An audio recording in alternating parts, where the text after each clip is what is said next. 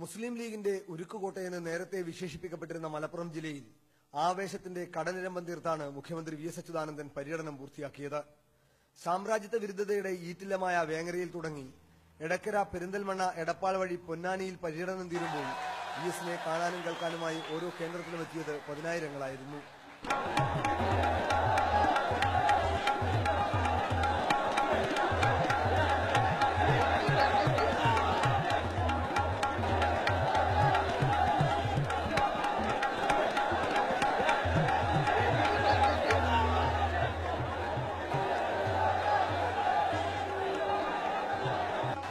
ഇടതുപക്ഷത്തെ ഹൃദയപക്ഷത്തോട് ചേർക്കുന്നതായി ഓരോ പൊതുയോഗവും മാറി.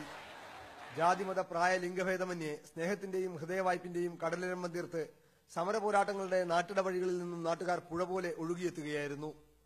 പ്രചരണ ചൂടിനെ പോലും തോൽപ്പിക്കുന്ന വേനലായിട്ട് പോലും ക്ഷീണമറിയാതെ ജനപക്ഷ നിലപാടുകളുടെ അഗ്നിച്ചുവപ്പ് പകർന്നുകൊണ്ടാണ് വി എസ് അച്യുതാനന്ദൻ മലപ്പുറം ജില്ല വിട്ടത്. ക്യാമറാമാൻ അനിൽ കല്യാശ്ശേരിക്കൊപ്പം മലപ്പുറത്തു നിന്നും ആർ ബിജു.